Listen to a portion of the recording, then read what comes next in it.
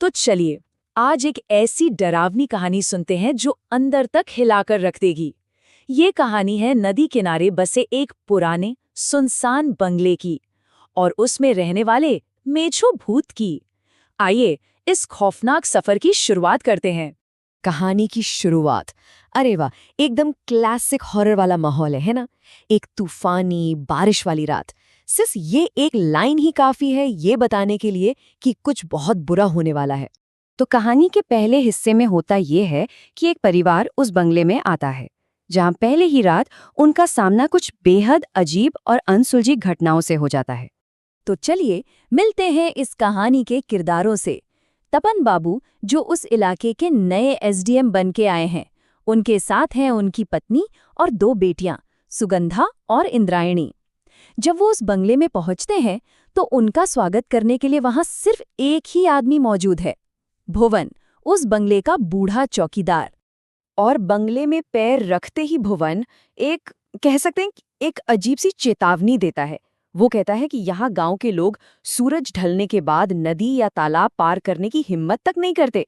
बस यहीं से रहस्य की पहली गांठ बंधना शुरू हो जाती है। और मामला और भी ज्यादा उलझ जाता है जब परिवार नदी के किनारे ठीक भुवन जैसे ही दिखने वाले एक शख्स को टहलते हुए देखता है। कमाल की बात यह है कि भुवन ने तो खुद कहा था कि वो गांव के अंदर से कच्चे रास्ते से आएगा। अब सोचिए उस चेतावनी के ठीक बाद ऐसा कुछ दिखना कितना अजीब होगा। परिवार के दिमाग में भी यही सवाल घूमने लगता है। मतलब अगर वो भुवन ही था तो पैदल इतनी जल्दी वहां पहुंचा कैसे? ये एक ऐसा सवाल था जिसका कोई जवाब नहीं था और जो उन्हें परेशान करने लगा था।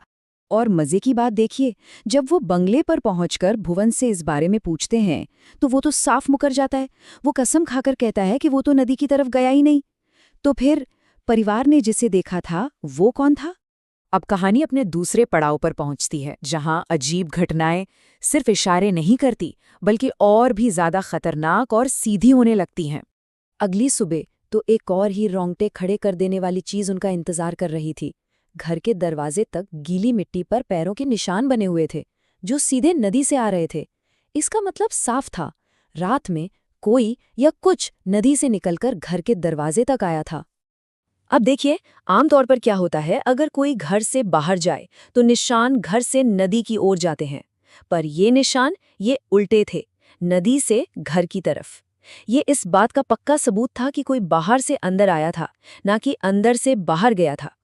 और तभी भुवन एक ऐसा राज खोलता है जो सच में खौफ पैदा कर देता है। वो बताता है कि ये निशान किसी ऐसे जीव के हैं जिसके पैर उल्टे होते हैं। हमारी लोक कथाओं में उल्टे पांव वाली आत्माओं का जिक्र बार बार आता है। ये बहुत बड़ा अपशकुन माना जाता है। कुछ दिन बीतते हैं और तपन बाबू की बड़ी बेटी सुगंधा नदी किनारे टहल रही होती है। तभी उसकी मुलाकात होती है एक बेहद खूबसूरत लेकिन उतनी ही रहस्यमयी लड़की से। उसकी गहरी काली आंखें और मुस्कान किसी को भी अपनी ओर खींच ले। और वो लड़की वो सुगंधा से एक बहुत ही अजीब सी चीज मांगती है। वो कहती है, मुझे मच्छी दोगी? यहीं से कहानी का टाइटल मेचो भूत एकदम साफ हो जाता है। बंगाली लोक कथाओं में मेचो मतलब मछली, और ये ऐसी आत्माएं होती हैं जिन्हें कच्ची मछली खाने की बहुत तेज तलब होती है। सुगंधा एक पल के लिए, बस एक पल के लिए पलटती है अपनी छोटी बहन को आवाज देने के लिए, और जब वो वापस देखती है, लड़की गायब, ऐसे जैसे वो वहां कभी थी ही नहीं। और अब हम कहानी के सबसे तनाव भरे हिस्से में आ गए हैं। यहाँ सुगंधा का सामना उस अनदेखे डर से होता है जो अब तक सिर्फ इशारे कर रहा था। उसी शाम जब सुगंधा बाजार से लौट रही थी, उसके साथ डरावनी घटनाओं का एक पूरा सिलसिला शुरू हो जाता है। पहले तो हवा में सड़ी हुई मछली की तेज बदबू, फिर उसे साफ साफ लगता है कि कोई परछाई उसके साथ साथ चल रही है, और फिर कानों में एक ठंडी सी फुसफुसाहट, मछली मांगती हुई। और देखते ही देखते वो हल्की सी फुसफुसाहट एक गुस्से से भरी चीख जैसी मांग में बदल जाती है। वो आवाज चिल्लाती है, तुम मुझे मछली नहीं दोगी। अब ये सिर्फ एक एहसास नहीं था, ये एक सीधी धमकी थी। अब सोचिए सुगंधा की हालत।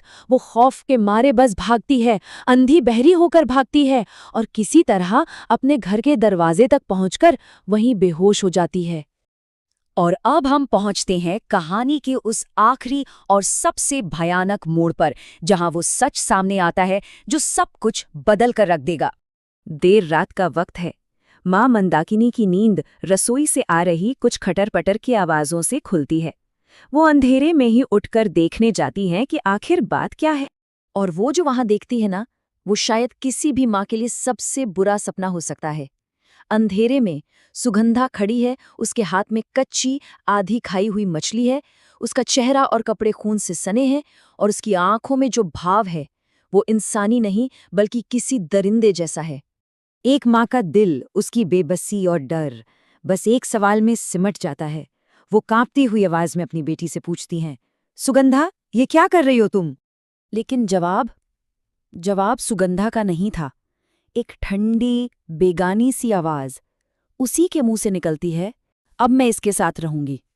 ये वो पल था जब सब कुछ साफ हो गया।